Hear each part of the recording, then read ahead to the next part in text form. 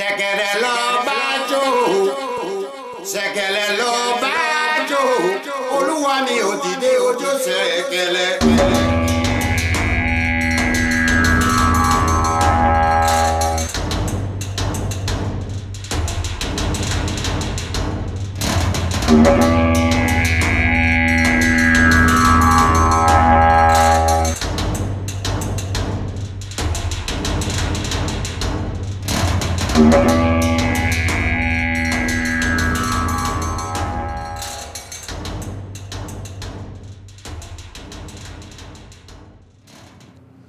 Hello, I am Phantom X, and welcome to the Ashen Forge. I am joined, as always, by Diggs and the legendary Neurotoxin. How are you two gentlemen doing?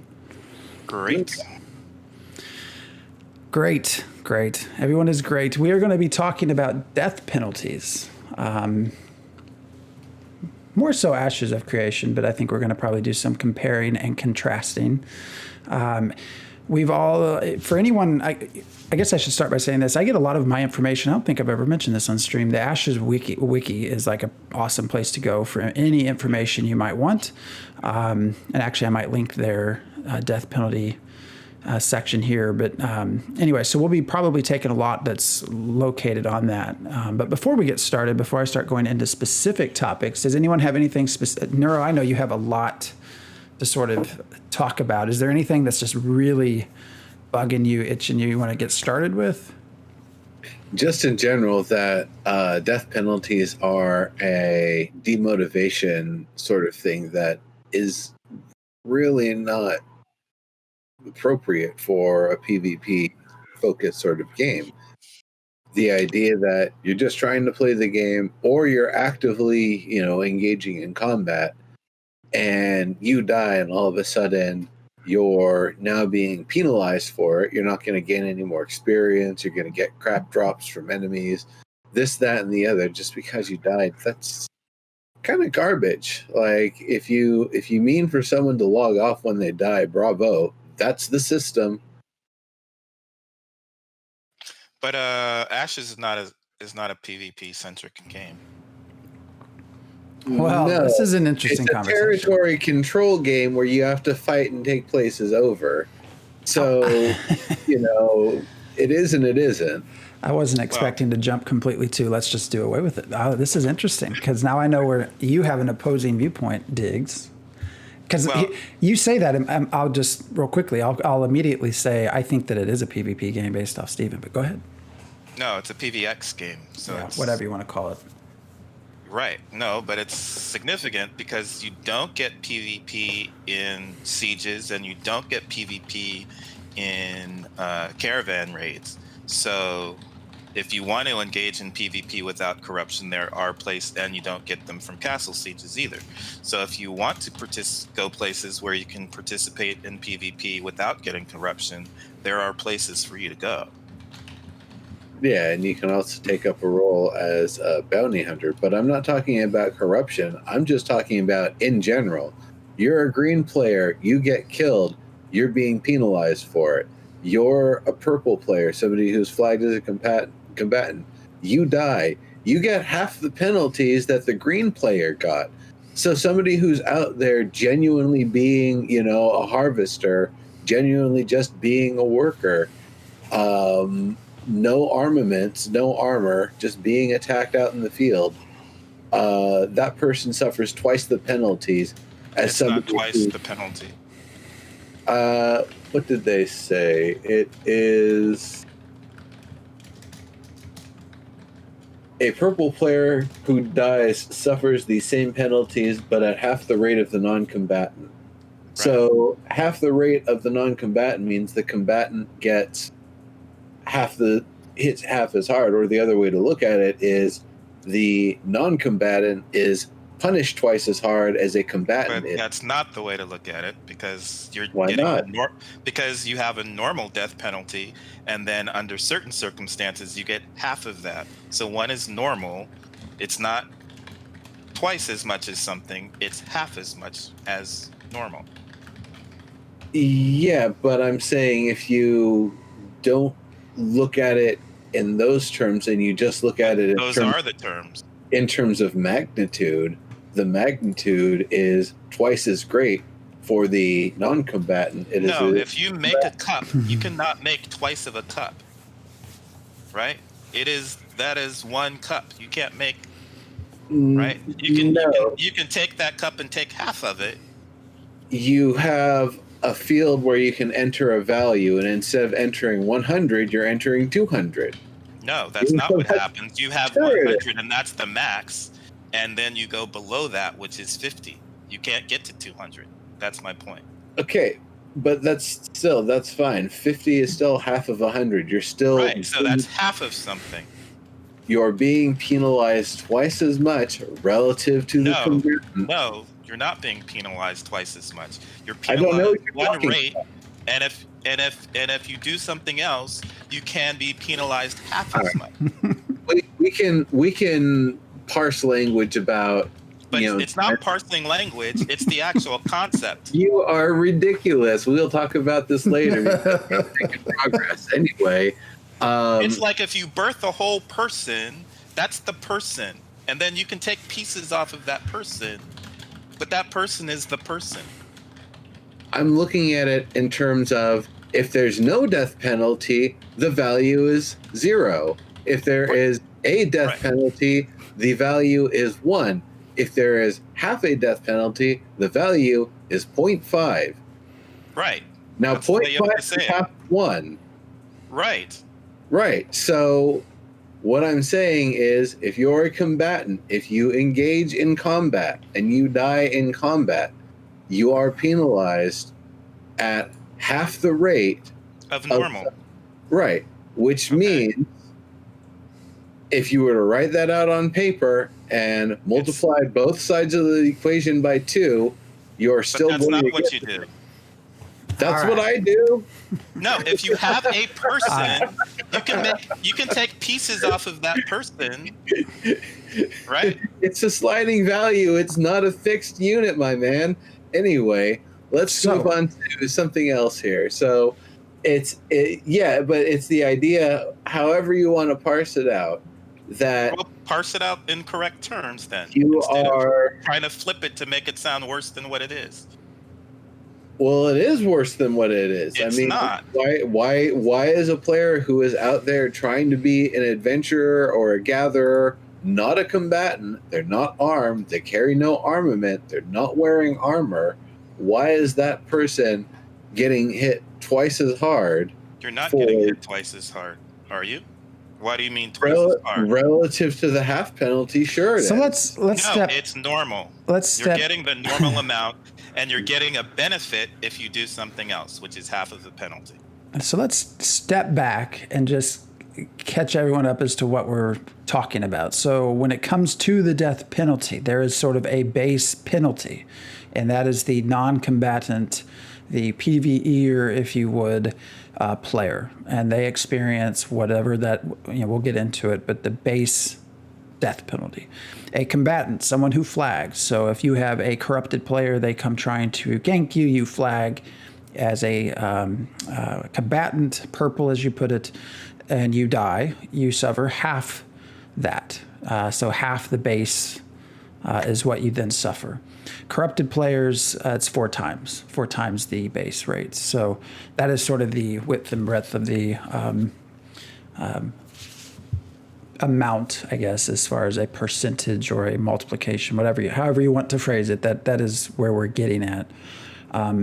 Before we even get into, what are the penalties, the first clear thing that stands out to me is that does not at all benefit the PvE player, right? That is set up basically to try to encourage you to flag, to fight back. That is what they're fight back, or your mule might lose items. Like, that's garbage. So that's and this actually, side note, is part of why I say this really is a PvP game with some PvE, a significant portion of PvE, but the focus is PvP because any player at any point can potentially be forced into a PvP situation. So But that is clearly what they're trying to do. But which is, I guess, makes sense. They want a living world. Living world in their eyes takes player change. Player change takes PvP basically in some form.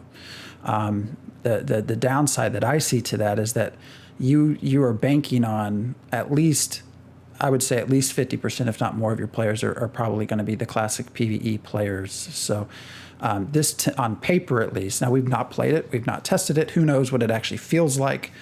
It's alpha anyways. Who knows what it'll feel like in beta? Who knows what it'll feel like in release?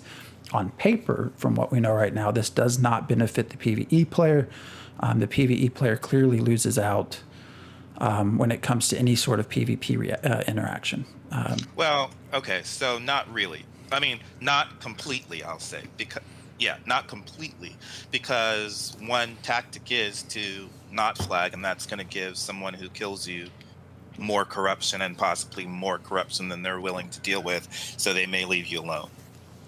And we have to see how the balance of that is. So, yes, if the person, I mean, you get an offer to go ahead and combat the person, and both of you will get, each of you might get half the penalty if you die. Or you can say, hey, I don't want to play, so I'm not going to fight back, and if you kill me, you get 4 times the death penalty, and hopefully that's enough to stop the person from killing you if you don't fight back. But we don't know how well that's going to work out. Supposedly, we can get into the quests and other ways to remove the corruption that do not involve death. But yes, the primary way to remove corruption will be death of the player who is corrupted. So they will obviously, if that's the case, suffer some sort of fairly harsh penalty when someone catches up to them. It does set up an interesting, as Steven's mentioned many times, bounty hunter sort of process as well, which we can talk about if we have time. I'm just going to ask this out loud, although I should probably type it in chat. So Theater Elf says, I wish it was only death, and I'm wondering what that means. So you die, and then what happens? Because if it's just death, I mean, let's respawn and while he's replying, let's actually, I guess, even go into what is death. Oh, Only death to remove corruption. Yeah. oh yeah, that would be nothing. Yeah, we're going to get to that Theory Elf. I was kind of bringing that up a little bit beforehand. So the death penalties. This is from the wiki. Experience debt, so negative experience. That's going way back to EverQuest days. Skill and stat dampening, so your stats will be a little bit lower for a defined period of time. Lower health and mana. Again, that sort of I think relates to skill stat dampening. That's all one cluster. Lower gear proficiency, so I assume any sort of stats or things that are associated with gear, any sort of gear set benefits would also be dampened to some degree. Reduction in drop rates for monsters. That's sort of interesting. That doesn't really reward you for trying to work off your experience debt very much, but I'm not sure why that's in there or how that plays a role. Durability loss, so that's sort of classic way to keep economies in check to some degree. So for a non-combatant, you can drop a percentage of carried raw materials, including items on your mule. And the difference between that and a corrupted player, so the corrupted player can also, depending on their level of corruption, can drop actual carried and equipped items. And players can loot those as well. So it's not full loot, but you do have a chance to loot something off of a corrupted player. They also will respawn sort of randomly so that they can't just camp you very easily. This one was interesting. So according to the wiki, dampening due to corruption only affects PvP combat. And so I'm trying to understand why it would not affect PvE content, because it does not read the opposite, right? So a PvE player that was killed through PvP gets the exact same sort of death penalty as if they were killed through PvE, which is interesting. So those are sort of the basics. Anything that jumps out? Oh, just one thing I wanted to say on durability loss. There is the part where it's partially a gold sink, but I think in a game like this, it's better as a sort of an attrition mechanic for long-term battles where people are going to die and return to the fight in a weakened state, multiple times. But the idea that if they keep throwing themselves at the battlefield and dying, which it sounds like is going to be happening faster and faster the more their death penalty ramps up, or even having the death penalty just at a fixed rate if it only applies once, is going to lead somebody to have their equipment break fairly fast. So I see it more important for something like that, where over a sustained battle, as it gets chipped away through normal combat, as it takes bigger hits through deaths and respawns, not taking the time to repair your equipment or swap into backup gear will lead to permanent loss of equipment later down the road. Maybe later on in that battle in particular. So that's something I'm kind of wondering about too, is if something getting to 0 durability, if it breaks or if it only gets into an unusable state. I think they probably have something about that here. I think it breaks and drops at some point. It'll unequip and increase the repair cost, is what the wiki says here. And the idea behind the dampening only for PvP combat seems to encourage PvE combat. So, you could participate in raids and whatever and still be effective, but you won't be effective with PvP combat, which should discourage you from continuing to gank or, I think even with bounty hunters, you would be penalized during a bounty hunter combat, but you still could participate well in a party or a group that's doing PvE content. Well, I see all this, and I sort of in my head wonder, should there be a different death penalty for PvE content than there is for PvP content?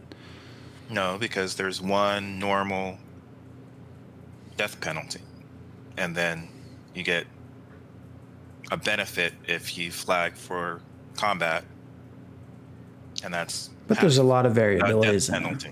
Yeah, I don't think they have to do that. They could have a different penalty or no penalty. It could be that non-combatant players could have a reduced or no penalty from PvE, and it's only from PvP, and that's why they get the full 1.0 of penalty instead of the 0.5 of a combatant. Because in my head, what's one way, the idea again that the corrupted player does, their dampening is only for PvP. They already have sort of a setup of distinguishing between the two. And then what frustrates me with that is sort of, okay, if you're a PvE player in a high level dungeon and someone just keeps kind of sneaking in as a rogue and just killing you as you're trying to do content. Well, one way is to somehow,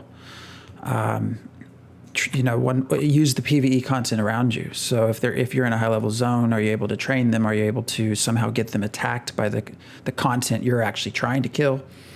As a corrupted player, if they're a strong player, well, their stats aren't being diminished at all as a corrupted player for PvE content. So so you shouldn't be able to do that, and you shouldn't why not? be able to do that because then you're griefing. That's what they're doing. Why can't you not? If they're attacking you in a dungeon, why can't you turn the dungeon on them? Because this can occur anywhere. Well, why We're not talking about sieges. Then I just flag as a combatant if I want to combat. But what if you don't want to? Some people are not good at PvP content. They are not going to. They will turn the game off before they will do that because they're not any good at it. And it's the same thing. If you're training, training NPCs on them is worse than direct combat as far as that's worse griefing than directly fighting. Why? In my view. Why?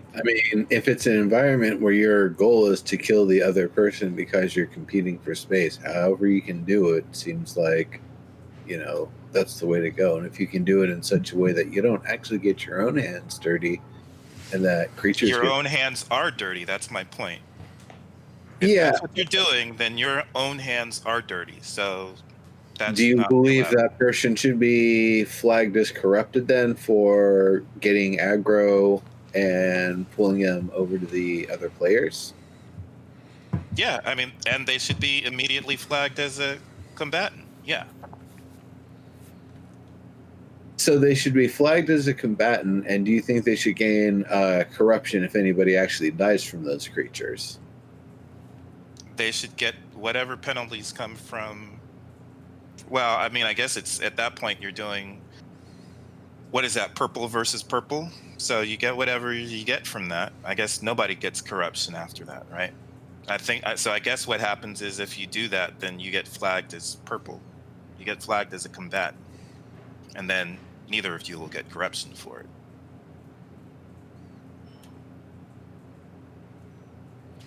So let's kind of move that conversation a little bit, because the other part is, again, in working off the corruption, and as a corrupted player, and I wonder if this is again part of it too, why there's no skill change to PVE content. And I bring this up too because the comment of the question is how long or how difficult it will be to work off the penalty, and in my head, corruption. And this also goes back to what Theater Elf was kind of talking about. And so if you are out ganking people and you have a bunch of corruption, the initial approach that we were told is, well, you have to die. That's how you get your corruption to go away. But as things have sort of progressed, there's been more that has been brought to light, or more ideas that have been put forth. And one of those are, there's several. So gaining experience will slowly reduce a player's corruption score. So you could go into a place, gank a lot of people, leave, go gain experience somewhere else, and your corruption score diminishes that way. So you have essentially no penalty in that regard. But it's still encouraging you to participate in PVE more than PvP. So it's kind of taking you out of the PvP. It's realm, removing part of the reason for want. corruption, which is to deter gank PvP. fest. You're right. So you would stop ganking me because you're working on PvE in order to gain experience to reduce your corruption. I'm good with that. Yeah, but so they could come sit with you for an hour and just actually wreck your game time for an hour, and then you're fine with them having no penalty to that. They got their fun out of it. You didn't. They get to go just play a game like normal with no penalty. And then the next is a quest. So you can also have quests that potentially will reduce your player kill count. Without that, they might spend 2 hours trying to gank me. So, yeah, if there's something that will encourage them to go do PvE stuff rather than PvP stuff, yeah, I think that's a good thing. Yeah, but it is not it's not discouraging ganking. One thing it is for that hour that they're spent doing PvE. And like we said right before the show, anything they do to gank me at some point when I'm not in the mood for it, I don't give a fuck what penalties they get after that, because they've already ruined my game. But if you can do something that will focus them on PvE for a time rather than coming after other people for PvP, I think that's a good thing. The focus should be that they're dead, and now they have 4 times less hit points to go do anything. The focus should be separate servers, but that's not going to happen. So if you can encourage them to go somewhere else and do PvE stuff and not bother me, go do that. Yeah, but that doesn't, to me, that does not, that sort of is subterfuge to the whole idea of corruption. The whole idea of corruption is you want to give the players a reason not to go gank someone, right? That's the whole concept. I want to give people a reason to reduce ganking as much as possible. And this does not contribute to that, because it does contribute to it, because they'll only be ganking for an hour instead of 2 hours, and they might be ganking for 1 hour and then have to spend 2 hours artificial. Doing PvE in order to I don't care about the art. It's a game. It's going to be artificial. It's artificial, and I don't think it's a good idea. I really don't. Again, this idea, What is not artificial about a game? Those are sort of hypotheticals that we don't really need to talk about. It's I'm not talking about hypothetical. prevention. Artificial is a key component of a game. I don't think you can have anything about a game that's not artificial. Then you should not have corruption. Just don't have corruption. Why? Because there's no point to it. If I want to come gank you for half an hour, being able to go work it off later, I can still have either way. I'm going to do it. So there's no point in having corruption. Come and gank me for 10 minutes. There's no point to it in any case. The thing to consider is that while you're in that state, you are vulnerable to a form of loss that is completely not found in any other aspect of the game, is that you can actually lose your equipment. So I believe it's the combination of, we're going to whack your attributes, we're going to whack your ability to, go on and do things. And then on top of that, if anybody catches up with your punk ass and kills you, well, you're going to lose equipment too. So, I mean, I think that's a pretty good deterrent. It would be a better deterrent if you knew you were going to lose equipment because you died. I think what would be a better deterrent is if you, in killing a green player and being turned into a corrupted player for it, the green player doesn't actually incur any death penalty because they were killed by somebody corrupted. They're spared from it. I think that would be a better solution. That would be the ultimate deterrent. Then you kill somebody who is out there not flagged, you go gank them, they don't actually suffer any penalty for it, and now you're on the run for it. I feel like that's a much better solution overall if you really want to deter just open ganking. So one of my problems with corruption is if I was a person who enjoyed ganking people and ruining people's day, I would make a bunch of zombie alts, and my goal would be to go out and gank as many people as I can, gain as much corruption as I can before somebody comes and kills me, because that's cool. I get to play a monster, I get to play a zombie, and I think that would be a lot of fun. I just don't happen to like ruining people's days, so I won't go out forcing people into non-consensual PvP. But I think it could be a blast to try and gain as much corruption as you can and let people try and kill you. And then have no penalty when they don't. Well, whatever. You do that on your alts. And because now what you do is you get 20 of your friends and you're protected even more, and you can just go have fun with eight player parties. Yeah, I think it's a loose group. It's not even necessarily a party if you're not all banded together, but yeah. I do not see corruption as it's currently, in theory, ever making it to a release of the game. I just don't. There's too many loopholes, too many things to try to work out, things that don't make sense. And I put in chat there, New World is a perfect example. They had open world PvP. Now it's not the same one-to-one example. I mean, Steven's aware, right? He understands he needs PvE players. He knows. He gets that. And he's trying to balance that desire to have PvP-influenced world change, driven by the players so that you don't have to design around as much. You can let the players drive the design. Well, maybe in theory. But you have to somehow also make it to where you want your PVEers to stay and also participate, because they're going to make up the bulk of your servers.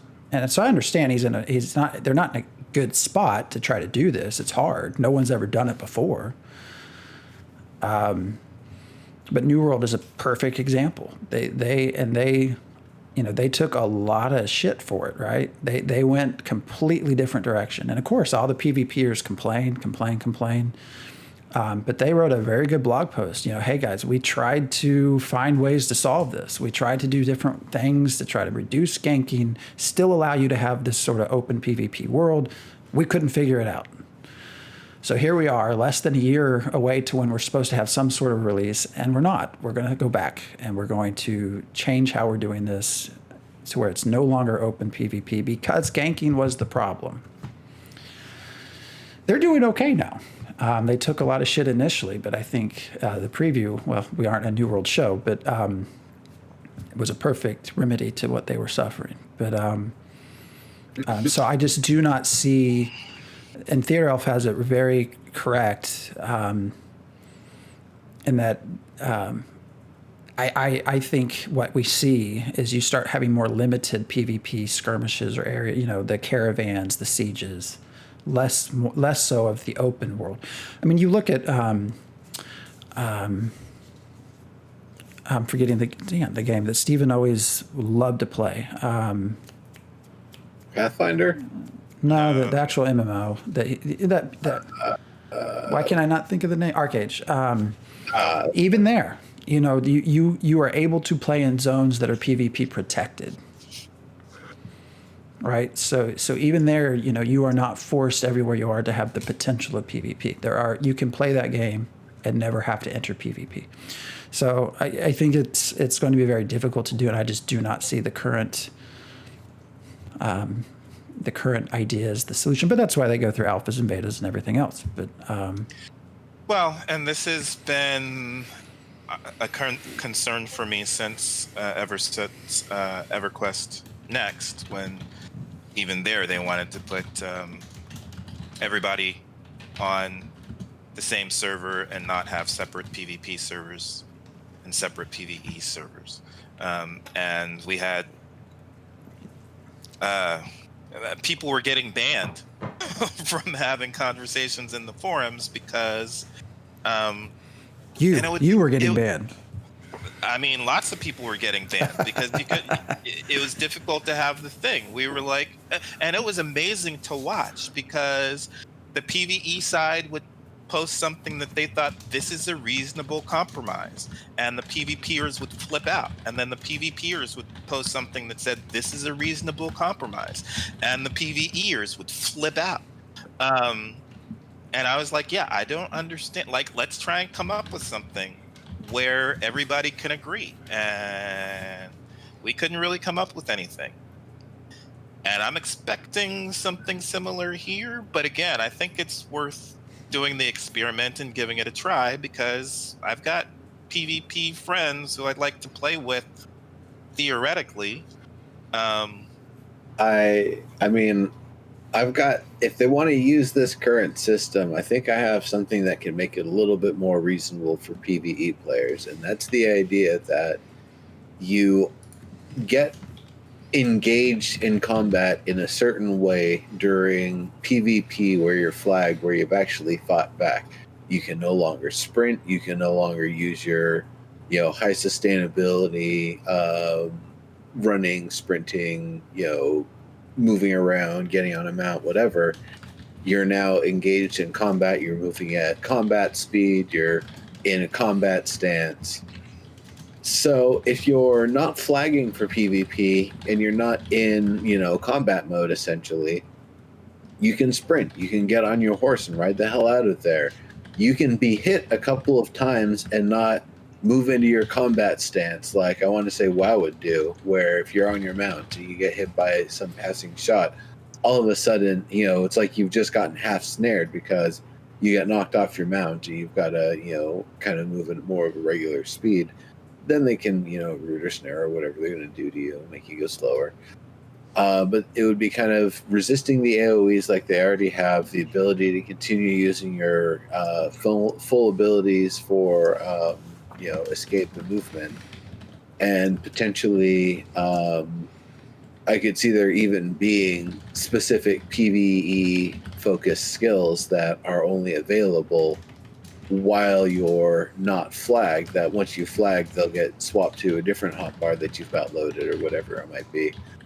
And that way you can effectively continue trying to use all of your PvE escape tools to get out of the situation rather than being forced to sit there and go toe-to-toe. I think that there's a little bit of a chance for some loopholes with that. If you're engaged in PVE combat with a creature and players come to gank you, I can see where there'd be a bit of an issue with trying to disengage with the enemies to run away from the players. And that's definitely a big sort of concern, because if somebody's out to gank people, it's very often that they'll find somebody who's already in combat with a creature and they're just going to come finish them off. Because here's a question I would say. I would, and I wish Stephen was here to talk. He's not in chat. I wish he was. Because my question would be, what benefit? PvP is needed. We know that. We need that for nodes. We need that for transitions of power, changes within the setting. We know that. But all of those instances where we have world change, they are all in specific controlled environments, right? Node sieges, sieging of a metropolis, caravan sieges. They're all, guild, the guild, what's it called? The guild siege, castle sieges. Those are all specific instances of PvP, and that is specifically where world change occurs. So why is there a need to have open PvP throughout the world? Me out gathering wood for my fire, having a battle with someone else that's just out there trying to kill some bears, how does that change the world? How does that PvP have anything to do with world change that they're trying to get to? And I see your wheels turning, but let me finish.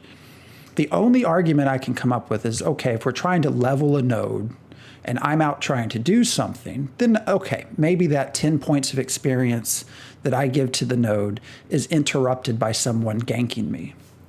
But that is the only instance where I can see that. And does that really matter on a 1,000-player server? That would be my question, is what does having open world PvP actually contribute to world change? Because world change is where we need PvP here, and that's what they will always say, and it makes sense. That's what EverQuest Next was trying to get to. When you're trying to get away from a completely developer-driven narrative that you got to wait 6 months for a new patch. I mean, this is the only way you can really do that. You have to leave it up to the players, but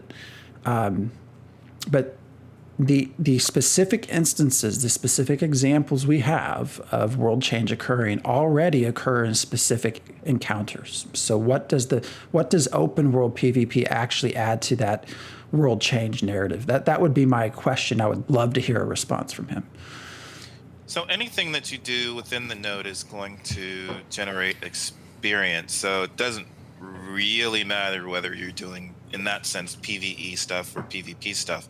But I guess where it will have an impact, and you might say that I'm trying to kill this person because I want to prevent them from gathering enough resources required to build buildings and actively build the node rather than passively build the node. That's a possibility, and we have to see how significant that is. But I think in some people's minds, some PvPers' minds, that's the excuse for them to go gank somebody who's just gathering stuff, is they want to prevent them from gathering the resources that the node is specifically asking for in order to build up. Let's say they're working on building a library or whatever. If you take away their resources, the resources necessary to build that building, that does slow the progress. I need that. To me, that's a very flimsy answer. Again, we need to test it all. I mean, who knows? We certainly need to test it all. I'm in agreement with you there. But if you have 100 people of a node out doing various things, and you have someone going to pick off one person at a time, again, what does that actually change? They aren't necessarily picking off one person at a time. People will be going out trying to prevent buildings from being built and stuff like that. So it's not just a one versus one scenario. I need it happening on a smaller scale and a larger scale, but I think it's something where it depends on how many people are actually needed to complete all these various tasks and interactions. If it's something where it's hundreds of people participating for hundreds of hours to get these things done, then one person being ganked once or twice, or a small gank squad sweeping through the area for an hour, probably isn't going to have that much of a significant world-changing effect. I would hope that there's maybe other systems in place. For example, whatever node they're a citizen from and whatever node you're a citizen of, their kind of disrespect meter keeps on growing. So there's another sort of level of animosity that's just built in with the interactions and NPC relations that just builds up because the people are at each other's throats.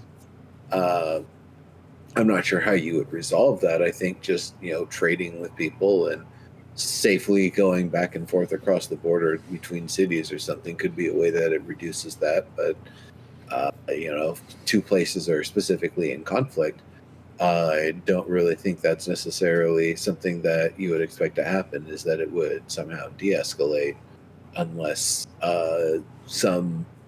somewhere higher up in the hierarchy, like they're both vassals of the same lord, comes down from on high and says, yo, you got to stop fighting. I need this part of the border secure. Stop being jerks to each other. And then that could be some form of a de-escalation.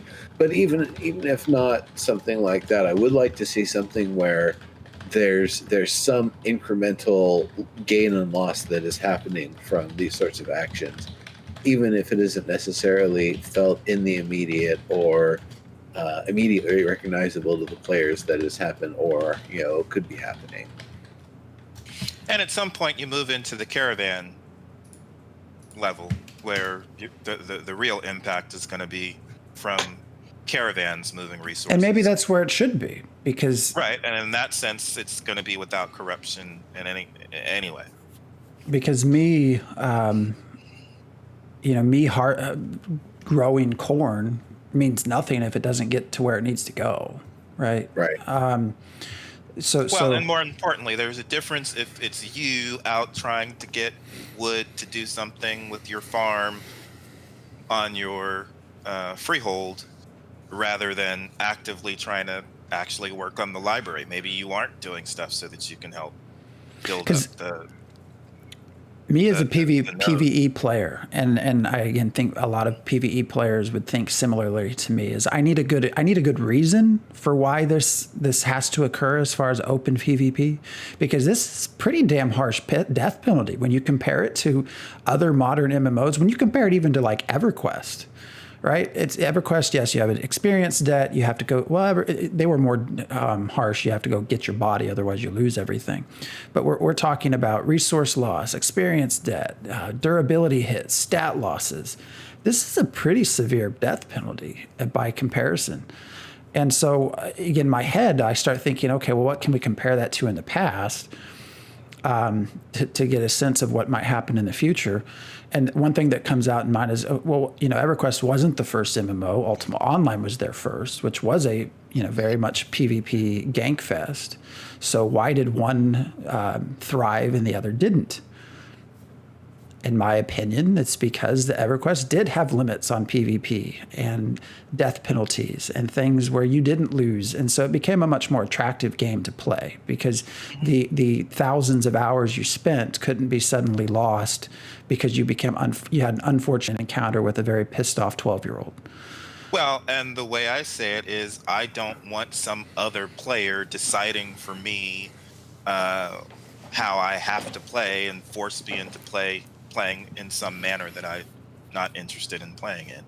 I'm okay with the stuff that is listed there. Again, I think that will change over time, but if it didn't, I would be okay with that if I had a good sense for why that had to occur.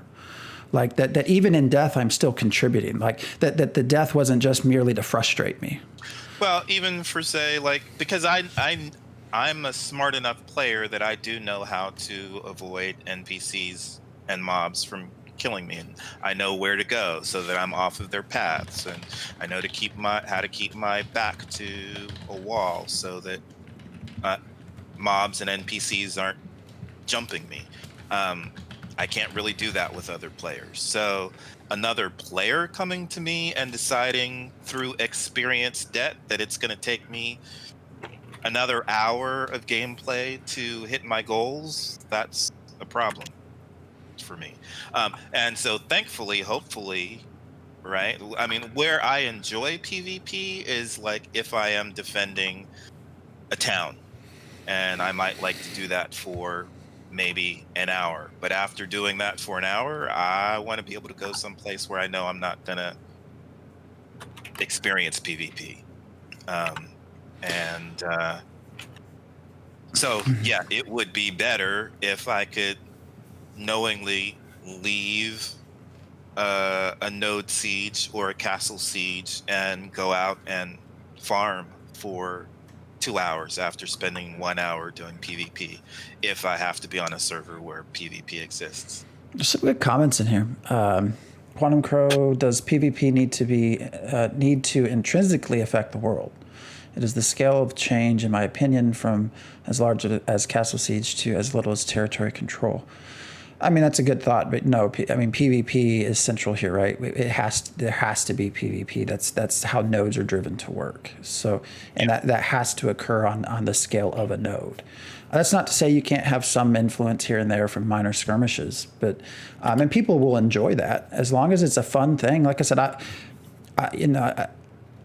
I'm okay with the penalties. I need to understand why they are there, and I don't need it to feel like it's a constant looking over my shoulder.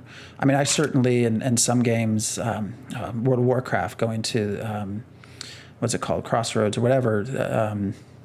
It's been so long since I've played that. I've participated in those sort of skirmishes out in the open world, and they can be fun. I'm not saying that shouldn't happen, but should someone else be able to constantly make that choice for me? I mean, that's the question that enters my mind. The other, there too,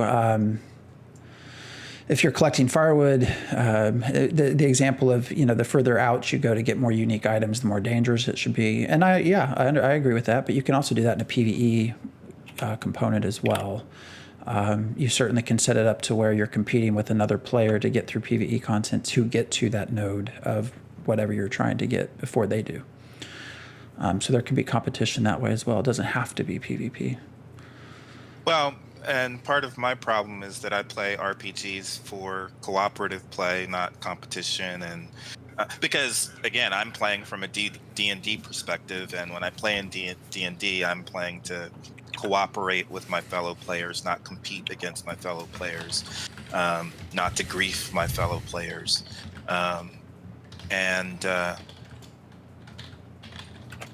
So I'm not really interested in risk versus reward with players versus players.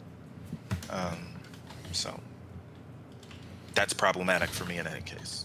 But I'm not playing for the game aspects. I'm playing for the role-playing aspect. When there's I think just probably such a big difference of opinion of what is risk and reward, what is the correct ratio of risk and reward when you have comparing PvE players versus PvP players, right? It's just a completely different mentality. PvP players know they might die, but they're out to kill someone else. PvE players basically are trying to do everything they can not to die, right? Again, I think you can make risk. That death penalty is a risk itself. Even just versus PvE content. I mean, that's. I still feel like it's a log off mechanic. It's not something that makes people want to play, especially if it's something that's it's a duration that it has to wear off. If we're talking like 5 minutes, okay, fine, sit around in town or whatever, chat. What's funny? Another great comparison. Because I am a fan of Pantheon. No one else on this show is. That's why we don't cover it, and why we never have covered it. I'm the only one that has bought into it, and will probably not the only one that will play it, but I'm the only one that has bought into it. You've already played it. Let me. A couple years ago, we had him on Who's Gaming Now. We had one. And we did have Or was it on here that we had them? I can't Yeah. remember. I know I played with them at some point. Yeah, but anyways, what is funny is they have a similar sort of approach to death, right? The risk versus reward, and the experience loss, losing your items, and everyone looks at that and they complain. This is too harsh. This is this is the PVE group, right? This is this is that category of player who are looking in on Pantheon, not PvPers, because they don't focusing on that. Will there be PvP? Yes. But that's not who's paying attention to Pantheon right now, because that's not what it is. It's a PvE-centric game. And so you get all of the outside of the core of supporters for Pantheon are very much celebrating the idea of EverQuest-like death penalties, right? Corpse runs, experience debt, losing a level potentially. And everyone else on the PvE side that looks into that game, they complain. This is a frequent discussion. Is it too harsh? Is it too harsh? And my answer is, if you're trying to attract a large amount of PvE players today, yes, it's too harsh. But here we are. I think you can see where I'm going with this. Here we are with Ashes of Creation, which is more PvP focused. It's in many ways a more harsh death penalty. And people are happy. It's, this is fine. This is fine. This will be great. This is fine. Complete opposite from what you see with Pantheon, even though, and I guess what I'm getting at is that is the difference in mentality between a PvE base and a PvP base. That is just the complete opposites of how you approach that. They're very similar mechanics in some ways, and one people are outraged about and the other people are happy about. So it's just, again, I look at how can you compare this to other things, because that will tell you how something's going to do. I believe the approach and that's taken and a lot of that. So, because the other thing we could talk about is Crowfall and Ashes not falling into the Crowfall trap, but that's a different discussion. So, I suppose. Real quick, there is Quantum Crow is asking about murder hobos in our group. And I think typically we get around combat. Oh, it's Empty Stunner who asked that. I think typically we don't murder hobo our way through D&D. No. I mean, it depends on the campaign. Of the three, ours, the two that we've been in. Yeah, I'm thinking about the three that I'm in right now. One of them is basically on commission from an empire. One of them, we are murder hobos, but it's the curse of Strahd, so everybody's a murder hobo that isn't under Strahd's boot. And the Dragon Heist campaign, no, we are like super legit. We are like spy extraordinaire. We do our best. In fact, my character specifically does his very best to incapacitate rather than kill. I'm hoping I can actually get a special enchantment on a ranged weapon to let me do that too, so I can throw my retracting javelin thing and knock people out. But I mean, that's the thing, is that we're also not going to have. I don't know if we're going to have that level of fidelity that if you get somebody down to 0 HP, are they automatically dead? Are they automatically at a state where they can, continue the process and, finish themselves off or whatever? Like what happens when you've got someone at 0 health? And that's kind of one of the questions for me. If you're trying to, clear an area so you can get to a certain creature, you get into a certain mining node, and you're fighting other people for it, but you didn't kill them, and you go over and you take that node and then go back and resurrect them, would you still, incur any of the penalties? Would they incur any of the penalties? Or is it the moment your HP hits 0 and you flop on the ground, penalties are traded regardless of what happens next? Because for that Waterdeep campaign, we have been able to kind of stay clear of the law for the most part. Killing a mimic, nobody's going to bother. Killing a gazer, nobody's going to bother. We didn't kill any of those Kenku. I can't even remember who we've killed that's actually a humanoid in that campaign. Yeah. Here, another thought. This chat's I'm getting more passionate about this than I thought I would. I've been up since like 3 in the morning. I thought I'd be half asleep, quite honest, through this. But I cannot, my text is too small. Winter of Malintent. Speaking frankly, there will always be and must be some degree of risk versus risk and reward. Otherwise, it will get boring. I do not at all disagree with that. But also, at some point, you need to just basically say this is what kind of game we are. And to be blunt, I don't think Steven's done a very good job at that. In a lot of our early shows, we would often kind of laugh and joke about how the response to every question was, yeah, that will be there. Yeah, we'll put that in. We'll do it. Eventually, that got to, well, not right now, but yes, we will. Not at release, but yes, we will. They've gotten a lot better about saying, probably not going to do that. But there's still a lot of ambiguity within all of this. And you compare that to other games, Crowfall's very clear, right? This is what we are. We're not going to be anything else. We're a PvP game. This is what we are. Pantheon, very clear. We are a PvE, EverQuest-esque, with modern graphics. If you don't like it, that's fine. We're a very niche game, and we're okay with that.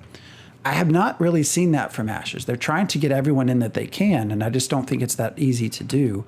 I wish they would just say, this is what we're going to do. You're going to like it or you don't. New World, again, they also know what they're going to do. Well, that might be part of it. But New World also, they made a stance, right? They said, look, we're going to change direction. Sorry if we lose you as a player, but this is what we're going to do. Right adjacent to that last playtest, they swapped out who's running the quest story side of the game. So the entirety of the lore and the entirety of those interactions is about to be completely different when things come around in November. And we'll see. We'll see how they adapt. We'll see how Ashes adapts. We'll see how things are different as we go through the different phases and the different iterations. For all I know, they're going to try different things. They're going to try playing with the levels differently to see what causes players to do more PvP and PvE. It's going to be something that's really hard to gauge, though, unless you make a format of gameplay that isn't live gameplay, but still has something on the line that actually matters. Otherwise, I think everybody's just going to go ganker because, I'm just going to kick everyone over. Oh, I've got corruption, no big deal. Delete, new character. I'm going to kick some people over again. And, while it's an early sort of thing, you're going to find a lot of new players coming in, getting ganked, and, maybe not continuing. It's something where I think there's a lot of high chance that you're not going to get the results that will reflect what day one of playing for keeps is actually going to be like, and you're not going to be able to get results that correlate to good decisions on that. And I'm going to bring up my favorite single player mmorpg, KOA Re-Reckoning. Phantom, with regard to risk versus reward, in that game, you're playing on casual and I'm playing on normal. Yeah. And I feel like I don't really experience much risk. Whatever risk I experience, I'm not really thinking about too much. And there is some, but I don't know. You can kind of make it through most challenges, and I still think it's not boring. Yeah, I'm not. Yeah, I basically are playing it on story mode, and there's no real risk. But it's interesting. It's engaging because I'm given the opportunity to make certain choices that do feel like they affect the game. We've talked about, hey, I'll go do this quest for you, and I come back. Oh, I kind of like this ring. I don't really want to give it to you now, and I actually get that option. Then sometimes, like, you went through that dungeon and you were like, "Wow, that's gorgeous! I wish I could go over there." Like, just the exploration of it is like, wow, it's entertaining because it looks cool. So there's lots of ways to go through games without. I mean, there is some risk, but it doesn't really affect my gameplay very much because I can overcome most of them one way or another. It's really depends on what you enjoy in games. And for me, I'm primarily an explorer and social person. I'm low on achieving things, and when I took the Bartle test, I'm 0 on kill. So it depends on what you're thinking about as risk. But I love just moving through beautiful spaces, playing a role and having things that support that role, and interacting with other players if I can.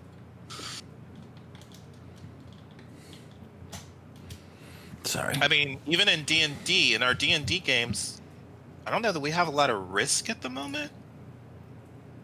I mean, there's always risk, but it's only if the DM sees fit to throw it at us. And that's one of the nice things about it is instead of being this living, breathing world where everybody has agency, tabletop game is a very curated experience. And if it's the right time for something dreadful to happen, if it's the right time for all the factions that you got beef with to come collecting that ass whooping debt, all at once for you, that's how it plays out. And it was being done as a hopefully very intentional sort of experience that is supposed to drive the story in some certain way. But I'm saying I don't think we've really been I mean, the fun parts of our last 3 sessions have not been about the risk. It's about how we move through the story and accomplish the goals that we've set, and those goals at the moment have not been particularly risky. We're just trying to get people to come to the tavern that we're building and successfully build our tavern up and whatever, but there hasn't been a lot of risk, and it's still entertaining. I mean, we don't know yet if we pissed off a mind flayer or not, but I'm just saying, I mean, piss them up again, I should say. Yeah, but that hasn't come up in the last 3 sessions, and we're still having fun doing whatever it is. And you are promoting my idea that there should be no levels, that you experience the story. Which is a funny thing because D&D totally has levels, and they've been important to our gameplay. Well, no, they haven't. We've been at the same level for a while, and I think the reason that, we have, I would like to be able to get to some of the skills and abilities that I'd like to use, but we haven't been in situations where we need to use them very much. So in that case, it hasn't mattered. I don't think in the last 3 sessions I felt like I'm playing a scholar or a bard. I'm just a random person, but I think that's the issue there, if I want to talk about issues. But if I were going to be actually playing a bard or a scholar, then I would want to be relying on those skills and improve those skills over time. But I want to address Quantum Crow. Yeah, I mean, that's not at all what I'm saying. So basically, if you read the chat, just posted there that it's a very good community. Everyone's engaged and talked, and that's true. I mean, I've watched several others, especially at work when people are on during the day. I'll kind of pop on Twitch and watch some other streamers, and there's a good community. And I'm not saying that everyone's suddenly going to become gankers or what did you call them, murder hobos. That's not what I'm saying here. And but it doesn't take that. That's my point. It doesn't take, that 1% can ruin it for everyone. I mean, when you're talking tens of thousands, hopefully hundreds of thousands of players across servers, 1% of that's a large number of people ruining it for others. And that is, again, precisely what happened with New World. They made it very clear. No, it wasn't a gank fest. It wasn't everyone going out and killing everyone just for the hell of it. It was a very clear, small number of people. But even that small number of people ruined it for everyone else. So we have to actually completely change the entire design of the game. They have the money to do that. But and I see it. Yeah, that's not. Yeah, that's not what I'm not thinking that would happen. And so. Yeah, I don't. So there's a portion of PVEers that are concerned about corruption and murder hobos, I think, and I've been following the game since what, 3 years now, 3.5. This game? Yeah. 4. 2016. Okay. Yeah. Okay. Yeah, I don't get the impression that most people. I don't get the impression a lot of people are assuming people are gonna become murder hobos, and Steven is saying that's what corruption is there for, to prevent people from becoming murder hobos. Again, if I enjoyed PvP, I would become a murder hobo with this game because I think it would be fun to role play a zombie, and have people chasing me and hunting me down and trying to kill me. And you see the way I play KOA Reckoning, where I just slit everything's throat, and I'm a Care Bear normally, but not in KOA Reckoning. So yeah, I could become a murder hobo ostensibly. But I mean, it's just NPCs, and I'm not ruining their day, so it's okay. But yeah, I don't get the feeling that a lot of people assume there's going to be murder hobos in. But it doesn't take many. No, and it doesn't take a lot. So I don't know if you're saying people are assuming a lot of people would become murder hobos, or because some people will become murder hobos. And You give yeah, a player an I'm like- opportunity, and they will take advantage of it. I wonder how much of it's even going to be that, and how much of it's, oh crap, there's that diamond node just hanging out there. There's 1 in 1,000 chance that you'll find an outcropping in this area. That little crap noob over there that's half naked is going to go over and take it. I'm going to take the corruption hit and murder him, knowing that I'm going to get my damn diamond. I think that's going to be a more likely scenario, which unfortunately means that gold farmers and people that are only there for for cash, illegal resource exchange sort of stuff will be a source of making gatherers take corruption, because they want to get that rare node, and some crap ass thing that's just high enough level to mine it is gonna run over and get it, and then they're gonna run along the same path they do and get to the next one and the next one and the next one, or check all the points or whatever, or however it's going to play out. I honestly don't know exactly how little rare gatherable locations and stuff like that are going to play out, if it's going to be something like that, or if it's going to be a sort of distribution where that sort of thing isn't exploitable. But even if that isn't the case, I still expect it's going to be, oh, I see something rare. It's a rare mob. It's a rare tree. It's a rare node of some sort, or a resource or whatever. I need to kill the person that's going after it now, so I can be the one to kill and loot it. Yeah, and what was I playing? I forget what the name of it. You made a intro for me 2 years ago now. Everybody hated that game, so it's not even around anymore. But the death penalty in that game was so small that the little bit of PvP that was going in there, people would kill me, and I'd just say, yeah, go ahead and kill me, and I respawn and come over, and I'm done and go about my day. And that stuff I'm fine with, as long as the death penalty is negligible enough that it's not going to ruin the rest of my session. Go ahead and kill me, and I'll just keep going and go do something else. So yeah, that is kind of part of it. How detrimental does the death penalty, the base death penalty, feel? And then again, whether or not that one person is going to stick around, and because it does only take one person, as you were saying, Phantom. I don't care how many people are out there ganking people. I care how many times that one person is ganking me during my game session, and if it's going to give me 2 hours of experience debt instead of 1 hour of experience debt, I mean, that's going to piss me off. So we have gone well over our normal time. I'm going to link a video for everyone to watch. And it addresses the issue of if players have the possibility to do something, will they do it, right?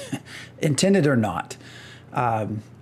If they're given the opportunity to gank, will some take advantage of it? And this is Lord British talking about when they released Ultima Online and what happened to the ecology initially when they opened up. That they did not expect to happen. But players had the opportunity and they took it. So they should have expected it, because that's the way you have to grind the skills and get the things. Of course they're gonna do it. That was one of my I always hear about that story, or watch about it or read about it or whatever. It comes up a conversation about maybe once every 6 months to a year or so, and every time I just mentally facepalm. It's like, what did you expect? So. Of course players are going. You don't have a big enough world and a big enough ecology for it not to be immediately drained and depleted by the players on day freaking one. So my point is, though, if there's an opportunity, it will be taken. Maybe not by everyone, but it will be taken by some. And the question is, how much does that interrupt everyone else? So, and that is the challenge that Stephen and everyone at Intrepid has to answer. And I sit here and I say all this. I don't have answers myself. They're the ones making the game. So I've got to say, you've got to make sure there isn't a zero risk sort of scenario for gankers. There were 2 of them in UO that were terrible. One, you get into combat with someone near town's edge because you've got corruption and they don't, or you've got negative reputation. Then you walk in town and you quickly cast incognito and shout guards, and the guard comes and instantly kills the person, because that's what guards do in that game in town. No fight, no nothing. You just get insta-gib, and then they take your stuff. And they knew about this, and instead of actually removing the spell, they only made it that the spell wouldn't drop anymore. But if you already had it, you could keep it. So yeah, go ahead and keep exploiting our game. That was one. The other was the advantage always goes to the person teleporting into a zone. So if you were in a zone and you were looting and you were in the treasure room at the end of a dungeon and a blue portal opens up, or I think it was a blue portal, opens up, you know that you're dead, because the amount of time it's going to take for your computer to compensate for 20 dudes loading in is going to be a lot slower than them all coming in, iteratively loading a little bit of the section of the dungeon, just enough to run around and nuke and murder everybody and take their stuff and get out of there. And so, yeah, you could be like the lowest scoundrel at the absolute bottom of the reputation meter, but if you are teleporting into the dungeon's treasure room at the end of all the dungeons, and you're just doing it every 5 or 10 minutes on a cycle through each of the different dungeons, of course you're just going to be catching people off guard and killing them. And so those were 2 very, very problematic sorts of things. And I think about with Ashes, what sort of exploitable things will people be doing? What will players be able to figure out where they're able to either render the effects of corruption completely pointless and does nothing to them, or creates a scenario where they can grief players and not incur corruption, like, training enemies on them, for example. So I'm really interested to see how that plays out in all the various iterations of play that we see up until launch, and then even after launch. And the last thing, gosh, we keep going and going. Tamron said it's a good point. It sounds so. I made a comment that you'll need. He feels like you'll need a rear guard to prevent people from interfering with you during progression in a dungeon or raid. That sounds cool in practice. I just don't think you get the majority of PVEers that are doing those dungeons to agree with that. I think the first few times that happens, they'll probably think it's cool. You know, oh, hey, we're having interaction. We got to pay attention. The 10th time that happens, I don't see. I see the game being turned off and going back to World of Warcraft or something like that. Yeah, so. That's the second time to me, not even the first time. So. But these are also elements that I thought were really cool about COE. That again, it's a niche group of people. It doesn't really apply to the majority of MMORPG players. But we won't raise that dead horse because that hurts. So I actually don't see that as a terrible idea, having two groups from the same guild, one that's doing more of the looting and one that's a little farther behind. It also gives you a chance to kind of relieve if your main group has somebody die for whatever reason. You can swap one of the people from the rear guard in and, basically have your backups on hand. So I could actually see that as a thing that players do. They're going to bring multiple groups to an area and as they get in situations, walk around. Yeah, but again, that's a PvP perspective. Yeah, and again, perspective, I'm not really interested. Right, and again, when you're talking PVEers, I mean, the majority of people, you're talking 1 hour a game, 2 hours at a time at the most. So at what point is there just too much you have to do to actually experience the game to make it worthwhile doing that? A lot of people are casuals, and defeating somebody, they've planned that this is going to take an hour, and then another group comes in and causes it to take an hour and a half or 2 hours, and that's problematic. And this is true of any MMO that is being created. I'm not picking on Ashes. I've said the same thing about Pantheon. If you don't pick up casuals and PVEers, your population is not going to be large enough to persist, 5 years down the road. So yeah, and I'm kind of curious because it's been 4 years now. It's probably going to be 5 years before this is released, and Steven is moving from 29 to 34.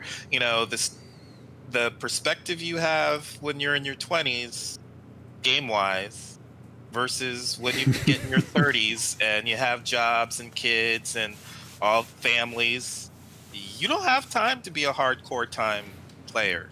And so that casual people, even who are hardcore time people in their 20s, kind of start turning into some form of casual player in their 30s and 40s. He recognizes that. That's why there's going to be time sieges, right? That's why they have times picked out. I'm positive I'm just that's still curious about how much that will mellow as he starts moving into his late 30s, into his 40s. It's just interesting because it's taking longer. He thought it was going to be 2 years, and it's double that time and moving past it. So I just wonder how and if his perspective is going to change over the course of development. All right, well, 20 minutes later, we could probably keep on going. But I have to work tomorrow. Again, casual. So we will probably actually be back next week with another Ashes show because I believe, when is the next dev live stream? Friday? On the 30th, Wednesday. Okay. It's on the 30th. So we will probably do a show after. We tried actually a live reaction. I'm not sure we'll do that again. But we'll talk about it. But we'll be back here next Sunday with another Ashes show. So. Everyone, thanks for watching. This has been a lot of fun. Great discussions, great chats. So everyone have a good week. I'll be back Tuesday, probably with Medieval Dynasty again on Tuesday and Thursday. Having a lot of fun, but we'll pick up on that Tuesday. So everyone have a good weekend. Weekend's already done. I don't know why I said weekend. Yeah. All right. See you. Ciao. See ya.